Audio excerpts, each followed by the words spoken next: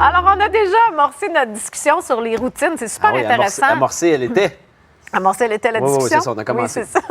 Ça fait du bien d'avoir des routines, alors que des fois, on pense que c'est plutôt le contraire. Il y a des gens qui disent on est contre la routine. Moi, c'est un petit peu, en fait, quand j'ai pensé au concept, je me suis dit, c'est difficile parce que, d'une certaine manière, je suis un peu opposé, moi, à la routine parce que je me dis c'est ce qui nous emprisonne. Puis, aujourd'hui, il y a beaucoup de gens qui ont associé cette connotation péjorative-là à avoir une routine, que c'est pas bien, que c'est négatif, que ça t'empêche d'évoluer. Puis là, je me suis dit, bon, cassez ça aujourd'hui. Bon, vous l'envoyez d'un dent pour vous dire que la routine, des fois, c'est bon. Tu sais, en partant, quand tu y penses, qu'est-ce qui aide le plus un enfant à évoluer puis à grandir?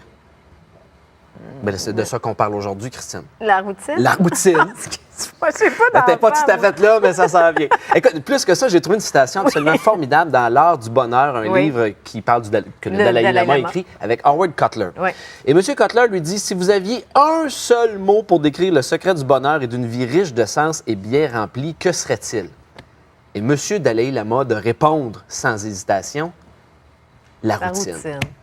Dans vos dents, les sceptiques. C'est vrai, parce qu'en plus, les bouddhistes ont beaucoup de pratiques spirituelles qui sont comme une routine. Alors donc, le point là, ici, le postulat de base, c'est que la routine n'est pas négative, n'est pas péjorative en soi. Ce qui est un problème, c'est les routines spécifiques qui parfois nous gardent dans des comportements limitants, puis d'autres, au contraire, nous aident. Tu as des bonnes, puis tu as des moins bonnes routines au quotidien. Puis aujourd'hui, j'avais envie de vous partager mes 6 routines préférées qui, moi, m'ont vraiment aidé à évoluer comme personne, comme être humain. Que moi, je fais là, littéralement à tous les jours ou à toutes les semaines. Ça m'intéresse. Ça t'intéresse? Oui. Allons-y. La première, qui est la plus importante, je fais ça à tous les matins, c'est la première chose que je fais, même avant d'embrasser ma blonde dans mon lit.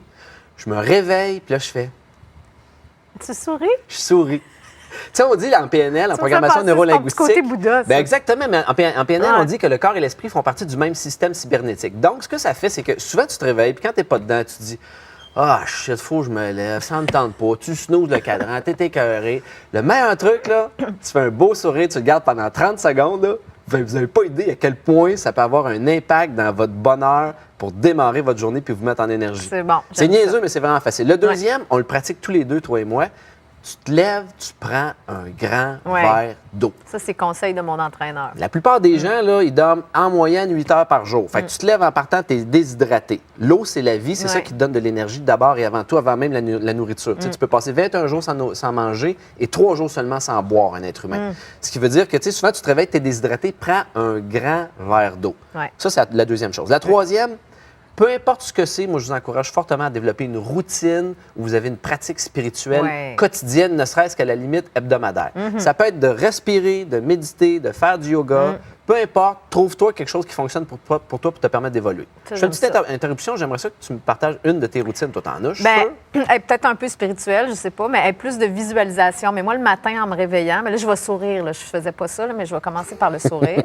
Puis après, ce que je fais, je reste dans mon lit, puis je pense à mon intention pour la journée.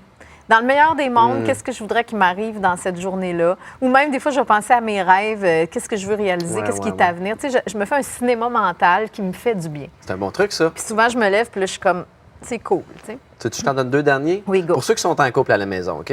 Premièrement, quand tu rentres à la maison, moi, ça, c'est une routine que j'ai tous les jours. La première chose que je fais quand je rentre dans la maison, je vais embrasser ma blonde et ma fille maintenant. Oui. Ça fait libérer l'ocytocine, la sérotonine, qui sont 2 hormones très positives dans le corps, qui t'aident à évoluer. Et la dernière routine dont je voulais vous parler aujourd'hui, je l'ai appris de Barack Obama. Ben, c'est pas lui qui l'a inventé, là, on s'entend, là. Mais Barack Obama, on s'entend-tu que c'est le President of the United States? Là. Lui, il doit quand même à s'occuper dans la vie. Et à chaque vendredi, sa routine, c'est d'avoir un date night.